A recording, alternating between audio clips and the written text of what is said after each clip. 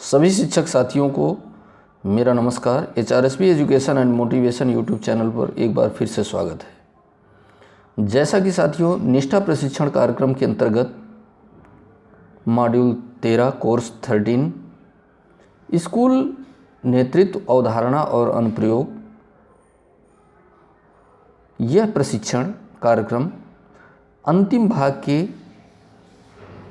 10 question महत्वपूर्ण आपको इस वीडियो पर मिल जाएंगे और आपको ध्यानपूर्वक school leadership concept and applications के बारे में समझना है, ताकि अगला जब भी मॉड्यूल आए तो आप आसानी से उसको कर सकें।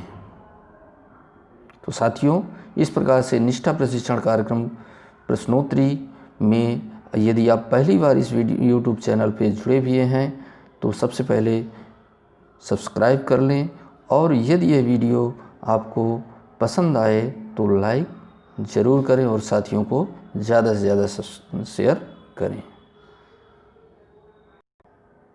तो साथियों, स्टार्ट करते हैं। पहला क्वेश्चन, विद्यालय की स्टाफ के साथ दल अधिगम की प्रक्रिया का समेकन करने के लिए उचित अवसर क्या है? कक्षा कक्ष, स्टाफ मीटिंग या रसोई घर? विद्यालय की स्टाफ के साथ दल अधिगम की प्रक्रिया का समेकन करने के लिए हमें कक्षा स्टाफ मीटिंग, यहाँ पर ऑप्शन करेक्ट होना चाहिए, बिल्कुल करेक्ट है, ताकि अपने स्टाफ के साथ हम स्टाफ मीटिंग ही कर सकते हैं। तो अगला क्वेश्चन, यहाँ पर आगे बढ़ेंगे। विद्यालय नेतृत्व का सीधा प्रभाव छात्र अधिगम पर पड़ता है। इसका अर्थ है विद्यालय का चक्कर लगाना, विद्यालय प्रमुख द्वारा कक्षा में शिक्षण अधिगम प्रक्रिया में सम्मिलित होना, अकस्मात छात्रों की नोटबुक का निरीक्षण करना, अध्यापकों को नए शिक्षण तरीकों का प्रयोग करने में सहायता करना। स्कूल लीडरशिप का सीधा प्रभाव छात्र अधिगम पर पड़ता है। इसका अर्थ है विद्यालय प्रमुख द्वारा कक्षा में शिक्षण अधिगम प्रक्रिया में सम्मिलित होना। सेकंड पर क्लिक करेंगे और आगे बढ़ेंगे। विद्यालय विकास योजना, स्कूल डेवलपमेंट प्लानिंग किसके लिए उपयोगी नहीं है? विद्यालय का विजन निर्मित करने में, विद्यालय से संबंधित क्षेत्रों का आकलन करने में, विद्यालय में उपलब्ध संसाधनों का आकलन करने में, केवल प्रशासकीय उद्देश्यों के लिए। विद्यालय विकास योजना में 3 चीज़ें ऊपर की सम्मिलित हैं। विद्यालय का विजन निर्मित करने में, विद्यालय से संबंधित क्षेत्रों का आकलन करने में, विद्यालय में उपलब्ध संसाधनों का आकलन करने में। लेकिन उपयोगी चौथा ऑप्शन नहीं है, केवल प्रशासकीय उद्देश्यों के लिए। नेक्स्ट क्वेश्चन है, इनमें से कौन सा विकल्प सक्रिय अधिगम नहीं है? सक्रिय अधिगम एक दूसरे से सीखने को प्रेरित करना, सक्रिय अधिगम व्यक्तिगत सोच को प्रोत्साहित नहीं करता, सक्रिय अधिगम विश्लेषणात्मकता सोच पर जोर देता है, सक्रिय अधिगम में अध्यापक सुगमकर्ता होता है। अब यहाँ पर बात आ रही है सक्रिय अधिगम नहीं है। तो सक्रिय अधिगम के अंतर्गत सक्रिय अधिगम व्यक्तिगत सोच को प्रोत्साहित नहीं करता है। ये ऑप्शन 2 सेकंड ऑप्शन आपका करेक्ट होगा। देखते हैं, हाँ करेक्ट है। इसको क्लिक करेंगे और आगे बढ़ेंगे। विद्यालय में अधिगम संस्कृति विकसित करने की संकल्पना को इनमें से कौन सा विकल्प सुपरिभाषित कर सकता है? अधिगम प्रतिफल, विद्यालय विकास योजना, साझा दृष्टिकोण का निर्माण करना, दल अधिगम। विद्यालय में अधिगम संस्कृति विकसित करने की संकल्पना को इनमें से कौन सा विकल्प सुपरिभाषित कर सकता है? यहाँ पर विद्यालय विकास योजना, ये चौथा ऑप्शन दल अधिगम, यह आपका करेक्ट आंसर है। चौथे पे क्लिक करेंगे और आगे बढ़ेंगे। इनमें से कौन सा एकेडमिक लीडरशिप के मुख्य अवयव नहीं है? अकादमिक नेतृत्व के मुख्य अवयव नहीं है। सक्रिय अधिगम, शिक्षण शास्त्र विषय वस्तु का ज्ञान, एकेडमिक परीक्षण, प्रशासनिक नियमों एवं विनियमों की समझ।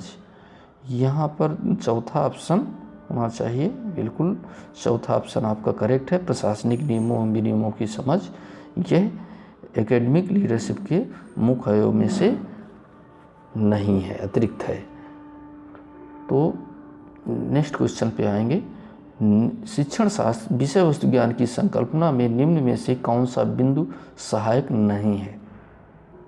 विषय वस्तु का ज्ञान, विषय की शिक्षण शास्त्र संबंधी समझ, छात्रों की अधिगम संबंधी आवश्यकताएं एवं विविधता, विद्यालय के भौतिक संसाधन। शिक्षण शास्त्र विषय वस्तु ज्ञान की संकल्पना में निम्नलिखित में से कौन सा बिंदु सहायक नहीं है? विषय वस्तु का ज्ञान, विषय की शिक्षण शास्त्र संबंधी समझ, छात्रों की अधिगम संबंधी आवश्यकता एवं विविधता है। यहाँ पर विद्यालय के भौतिक संसाधन यह बिंदु सहायक नहीं है विषय वस्तु ज्ञान की संकल्पना में। चौथे पे टिक करेंगे और आगे बढ़ेंगे। नेक्स्ट क्वेश्चन है, स्वयं को विद्यालय अध्यापक नेतृत्वकर्ता के रूप में विकसित करने हेतु 3 मुख्य अवयव क्या हैं? ज्ञान संप्रेषण एवं नकारात्मक सोच, ज्ञान कौशल एवं अभिवृत्ति, सकारात्मक सोच अनम्य होना एवं संप्रेषण अभिवृत्ति कौशल एवं संप्रेषण। मेरे समझ से साथियों ज्ञान कौशल एवं अभिवृत्ति यह करेक्ट होना चाहिए, क्योंकि स्वयं को विद्यालय अध्यापक नेतृत्वकर्ता के रूप में विकसित करने हेतु 3 मुख्य अवयव में से है। देखते हैं कौन सा करेक्ट होगा। बिल्कुल सही है, ज्ञान कौशल एवं अभिवृत्ति। इस पर टिक करेंगे और आगे बढ़ेंगे। विद्यालय प्रमुख के तौर पर विद्यालय नेतृत्व करके क्या भूमिका होनी चाहिए? स्कूल लीडरशिप की क्या भूमिका होनी चाहिए? एक नेतृत्वकर्ता के रूप में, leader by position, leader by action, leader by position के साथ लीडर बाई एक्शन होना। विद्यालय प्रमुख के तौर पर, स्कूल हेड के तौर पर विद्यालय लीडरशिप की क्या भूमिका होनी चाहिए? एक नेतृत्वकर्ता के रूप में, leader by position, leader by action, leader by position के साथ लीडर बाई एक्शन होना। यहाँ पर 2 ऑप्शन तो आपके leader by position, leader by action, ये तो नहीं होना चाहिए। पहले और चौथे में से देखते हैं कौन सा करेक्ट होगा। चौथा है, ताकि लीडर बाई पोजीशन के साथ और लीडर बाई एक्शन होना, ये चौथा ऑप्शन करेक्ट है स्कूल लीडरशिप के लिए। नेक्स्ट क्वेश्चन, प्रभावशाली नेतृत्वकर्ता बनने के लिए स्वयं के कौन से 2 महत्वपूर्ण गुण आवश्यक हैं? प्रशासक एवं प्रबंधक, आयोजक एवं योजनाकर्ता, पहलकर्ता एवं सकारात्मक दृष्टिकोण, खलल पैदा करने वाला एवं शिकायती रवैया। ये बहुत ही महत्वपूर्ण बिंदु है। प्रभावशाली नेतृत्वकर्ता बनने के लिए स्वयं के कौन से 2 महत्वपूर्ण गुण आवश्यक हैं? यहाँ पर प्रशासक एवं प्रबंधक के साथ साथ पहलकर्ता एवं सकारात्मक दृष्टिकोण, तीसरा ऑप्शन करेक्ट होना चाहिए। देखते हैं, बिल्कुल करेक्ट आंसर है साथियों। तीसरे पर टिक करेंगे और आगे बढ़ेंगे। पहलकर्ता एवं सकारात्मक पॉजिटिव उसकी थिंकिंग होना बहुत ज़रूरी है। तो नेक्स्ट क्वेश्चन साथियों, 10 क्वेश्चन हमारे कंप्लीट हो गए। 10 में से 10 क्वेश्चन हमने कंप्लीट किया और यहाँ पर सबमिट क्लिक करेंगे और देखेंगे कि आगे कंप्लीट हो गए। तो साथियों, ये वीडियो अगर आप पसंद आया हो तो वीडियो के अंत में लाइक ज़रूर करें और साथियों को। दोस्तों, अगर ये वीडियो पसंद आया हो तो प्लीज़ लाइक करें और इस चैनल को अभी तक आपने अगर सब्सक्राइब नहीं किया है तो सब्सक्राइब कर लें और इस वीडियो को ज़्यादा से ज़्यादा अपने फ्रेंड्स में शेयर करें, ताकि नए अपडेट्स जो भी इससे रिलेटेड वीडियोज़ आएंगे इस चैनल के माध्यम से आप तक पहुंचाने का पूरा प्रयास करेंगे। धन्यवाद। साथियों, शुरू करते हैं। पहला क्वेश्चन, समग्र शिक्षा किन वर्गों में शामिल है?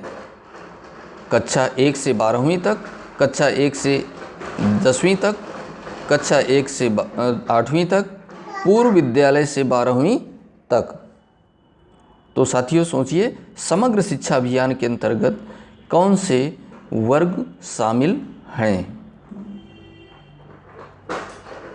यहाँ पर पूर्व माध्यमिक विद्यालय से लेकर के 12वीं तक की कक्षाओं समग्र शिक्षा के अंतर्गत शामिल हैं। तो साथियों, नेक्स्ट क्वेश्चन, निम्नलिखित में से कौन दोपहर का भोजन योजना का दृष्टिकोण नहीं है? मध्याह्न भोजन MDM का दृष्टिकोण नहीं है। अतिथि भोजन, तिथि भोजन, विद्यालयी पोषण उद्यान, खाना पकाने की प्रतियोगिता। तो साथियों, MDM से अलग क्या है? यहाँ पर सोचिए, ये तिथि भोजन, विद्यालय पोषण उद्यान, खाना पकाने की प्रतियोगिता, यह तो MDM से मिलती जुलती हैं, लेकिन एक अतिथि भोजन जो पहला ऑप्शन है यह भिन्न है, क्योंकि जो MDM तैयार किया जाता है वह मात्र बच्चों के लिए तैयार किया जाता है विद्यालय में, अतिथि गेस्टों के लिए नहीं। तो पहला ऑप्शन पे आप क्लिक करेंगे। नेक्स्ट क्वेश्चन, नेशनल अचीवमेंट सर्वे NAS की आवश्यकता क्यों है? देश की जनसंख्या का आकलन करने के लिए, शिक्षक के ज्ञान का आकलन करने के लिए, सीखने के परिणामों का आकलन करने के लिए, बच्चे के ज्ञान का आकलन करने के लिए। तो साथियों, यहाँ पर जनसंख्या, शिक्षक के ज्ञान, बच्चे के ज्ञान का आकलन करने से संबंध नेशनल अचीवमेंट सर्वे का नहीं है। यहाँ पर सीखने के परिणामों का आकलन करने के लिए नेशनल अचीवमेंट सर्वे की आवश्यकता पड़ी। देखते हैं कौन सा ऑप्शन करेक्ट होगा। बिल्कुल करेक्ट है तीसरा ऑप्शन, सीखने के परिणामों का आकलन करने के लिए इस पर टिक करेंगे। नेक्स्ट क्वेश्चन है, समग्र शिक्षा एक एकीकृत योजना है जिसमें सरकार की 3 पूर्ववर्ती प्रायोजित योजनाएं हैं। पहला सर्व शिक्षा अभियान SSA, राष्ट्रीय माध्यमिक Shiksha Abhiyan RMSA, midday meal MDM। दूसरा सर्व शिक्षा अभियान राष्ट्रीय स्वयंसेवक अभियान। तो साथियों, पहले तो सर्व शिक्षा अभियान चल ही रहा था, सही क्रम है यहाँ पर सर्व शिक्षा अभियान, राष्ट्रीय माध्यमिक शिक्षा अभियान और शिक्षक शिक्षा। तो देखते हैं कौन सा ऑप्शन यहाँ पर करेक्ट होगा। यहाँ पर तीसरा ऑप्शन करेक्ट है, जो सर्व शिक्षा अभियान, राष्ट्रीय माध्यमिक शिक्षा अभियान RMSA, शिक्षक शिक्षा, या इस पर आप टिक करेंगे। ये एकीकृत योजना है। नेक्स्ट क्वेश्चन आपके सामने है, वर्तमान समय में डेटा एकत्र करने के लिए सरकार द्वारा शुरू किया गया ऑनलाइन पोर्टल। वर्तमान समय में डेटा एकत्र करने के लिए सरकार द्वारा शुरू किया गया ऑनलाइन पोर्टल। साथियों, बहुत ही महत्वपूर्ण क्वेश्चन है। UDAS शिक्षा के लिए एकीकृत जिला सूचना प्रणाली, यूनियन बैंक ऑफ इंडिया शुल्क जमा पोर्टल, शाला दर्पण, दीक्षा ऐप। तो बताएं इसमें कौन सा option? UDAS code.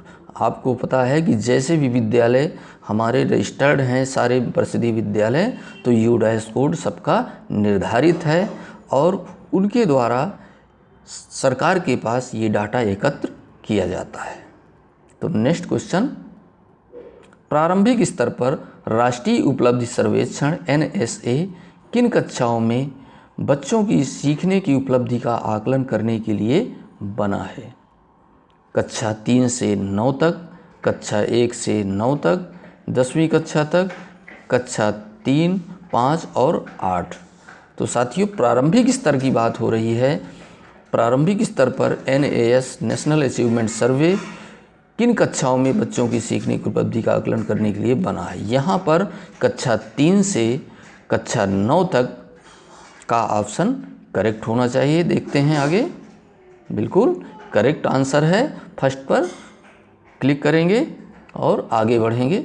Next question है, समग्र शिक्षा योजना के मुख्य घटक पूर्व विद्यालयी शिक्षा, समावेशी शिक्षा को बढ़ावा देना, पढ़े भारत बढ़े भारत, आत्मरक्षा प्रशिक्षण खेलो इंडिया, खिले इंडिया, स्वच्छ भारत अभियान, ये समग्र शिक्षा योजना के मुख्य घटक हैं, कंपोनेंट्स हैं।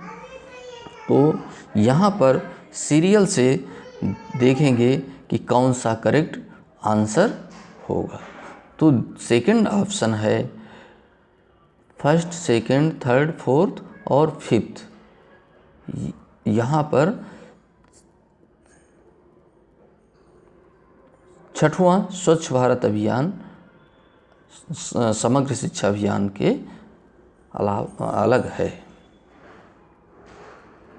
स्कूल शिक्षा से संबंधित सभी जानकारी प्रदान करने हेतु देश भर के 15 लाख स्कूलों को जोड़ने के लिए शिक्षा मंत्रालय द्वारा शुरू किया गया है। अब MHRD पहले स्कूल शिक्षा को कंट्रोल करता था, अब यहाँ पर शिक्षा मंत्रालय कंट्रोल कर रहा है और 15 लाख स्कूलों को जोड़ने की स्कूल शिक्षा से सभी जानकारियाँ प्रदान करने वाला पोर्टल दीक्षा पोर्टल, जिज्ञास पोर्टल, कार्तवीर्य पोर्टल, सगुन पोर्टल। तो साथियों बताइए, इसमें से सोचिए कौन सा पोर्टल होगा जो 15 लाख स्कूलों को जोड़ने के कार्य कर रहा है। यहाँ पर हमारे हिसाब से सगुन पोर्टल होगा। देखते हैं आगे। बिल्कुल करेक्ट आंसर है चौथा, सगुन पोर्टल। नेक्स्ट क्वेश्चन, राज्य और संघ राज्य क्षेत्रों में समग्र शिक्षा की कार्यान्वयन संस्था कौन सी है? राज्य कार्यान्वयन समिति, राज्य का खजाना, राज्य का वित्त विभाग, राज्य परियोजना निदेशक का कार्यालय। राज्य और संघ राज्य क्षेत्रों में समग्र शिक्षा की कार्यान्वयन संस्था कौन सी हो सकती है? यहाँ पर राज्य कार्यान्वयन समिति पहला ऑप्शन करेक्ट होना चाहिए। बिल्कुल करेक्ट आंसर है फर्स्ट। इस पर क्लिक करेंगे और आगे बढ़ेंगे। निम्नलिखित में से कौन सा भारत में समावेशी शिक्षा के इतिहास में एक मील का पत्थर है? साथियों, मील का पत्थर, जैसा कि आप जानते होंगे कि हम जब भी चलते हैं रास्ते में तो 1 मील का एक पत्थर लगा होता है, फिर आगे जाते हैं तो फिर 1 मील आगे बढ़ता है तो 2 मील हो जाता है। इस तरह से उसकी दूरी का मापन किया जाता है। समावेशी शिक्षा के इतिहास में 1 मील का पत्थर है सर्व शिक्षा अभियान 2000, क्योंकि सर्व शिक्षा अभियान ही आया था सबसे पहले शिक्षा विभाग में, जो अमूल चूल परिवर्तन हमारे विभाग में काफ़ी हुए हैं SSA 2000 के माध्यम से। तो यह ऑप्शन हमारा national means cum merit scholarship, Eklavya model आवासीय विद्यालय, राष्ट्रीय माध्यमिक शिक्षा अभियान, यहाँ पर सर्व शिक्षा अभियान ही ऐसा था जो समावेशी शिक्षा के इतिहास में 1 मील का पत्थर के रूप में साबित हुआ। तो यहाँ फर्स्ट ऑप्शन सर्व शिक्षा अभियान करेक्ट आंसर है। इसको क्लिक कर लेंगे और नेक्स्ट ये साथियों कंप्लीट हो गया। बहुत ही इंटरेस्टेड चैप्टर था, बहुत ही रोचक क्वेश्चन थे, जो 10 क्वेश्चन कब कंप्लीट हो गए समझ भी नहीं आया। तो यहाँ पर हमने 10 पे 10 क्वेश्चन किए और एक भी क्वेश्चन साथियों स्किप नहीं किए। अब सबमिट करेंगे। सबमिट करने के बाद देखते हैं कितने क्वेश्चन हमारे करेक्ट होंगे। Your score is 10/10 out of 10।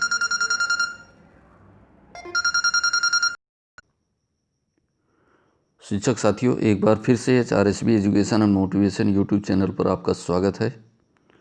जैसा कि साथियों निष्ठा मॉड्यूल 15 पूर्व प्राथमिक शिक्षा की प्रश्नोत्तरी व उसके पूर्व गतिविधि 2 और 6 के प्रश्नोत्तरी आपको यहाँ पर मिल जाएंगी, जो आप इस वीडियो में देख सकते हैं। और साथियों इसके पहले यदि आप इस YouTube चैनल पर पहली बार जुड़े हुए हैं तो सबसे पहले इस चैनल को सब्सक्राइब कर लीजिए, ताकि आपको निष्ठा प्रशिक्षण से जुड़ी हुई अपडेट्स मिलती रहें। चलिए साथियों, गतिविधि 2 चलिए पुनरावृत्ति करते हैं। इस पर कुछ प्रश्नोत्तरी है जिस पे हमें सत्य और असत्य पर निशान लगाना है। जैसा कि पूर्व प्राथमिक शिक्षा 3 से 6 वर्षीय बच्चों के लिए आयोजित कार्यक्रम है, सत्य है या असत्य है? यह सत्य है। सत्य पर क्लिक करेंगे और आगे बढ़ेंगे। पूर्व प्राथमिक शिक्षा का उद्देश्य बच्चों को अक्षर और संख्या सिखाना है। यह सत्य है या असत्य है? यह असत्य है। सो क्लिक करेंगे और आगे बढ़ेंगे।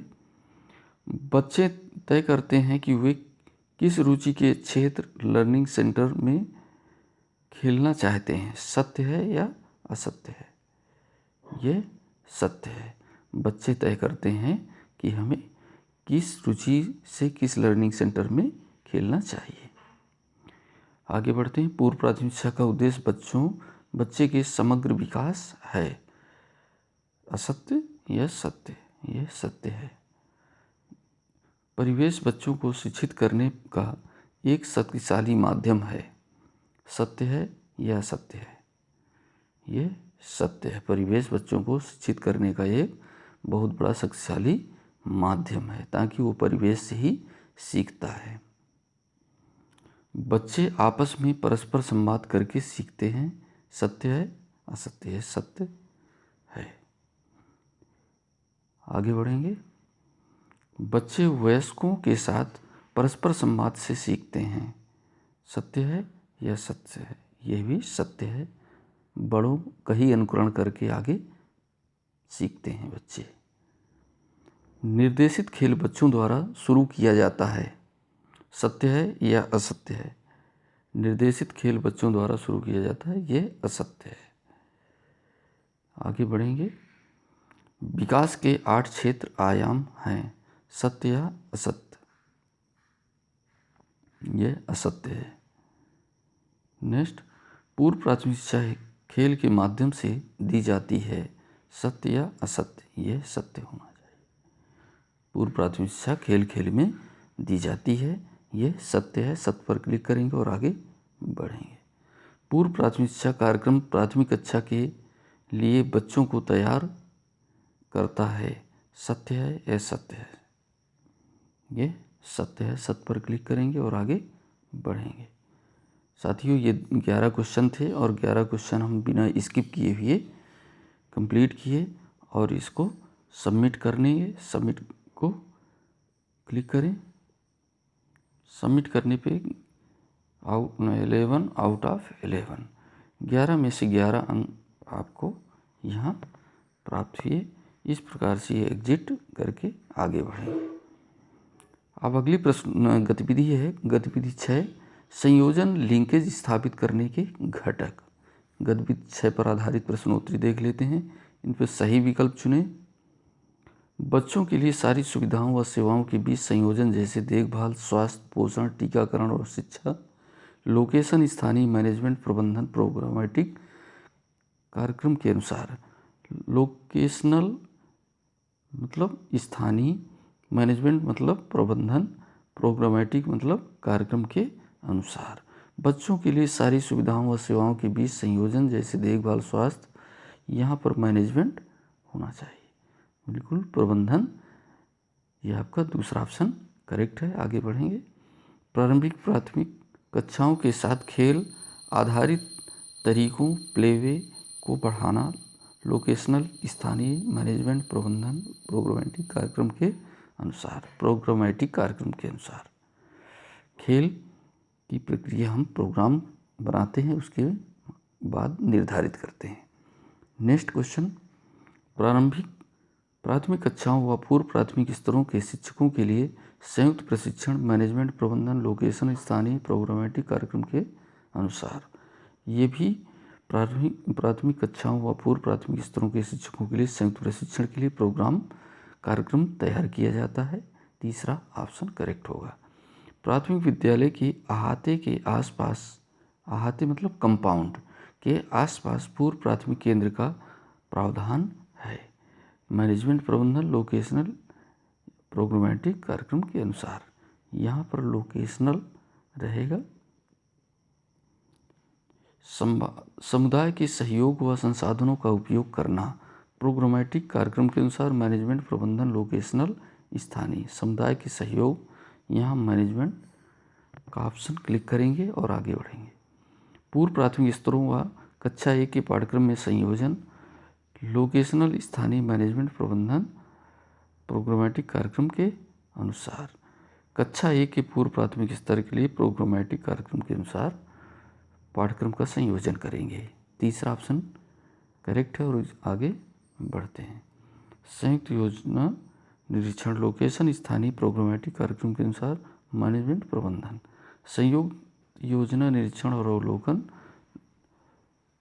भी 3 ऑप्शन हैं, इसमें से मैनेजमेंट प्रबंधन आपका करेक्ट होगा और आगे बढ़ेंगे। समय के साथ तालमेल, ये मैनेजमेंट प्रबंधन आएगा, यहाँ आना चाहिए। देखते हैं कौन सा करेक्ट होगा।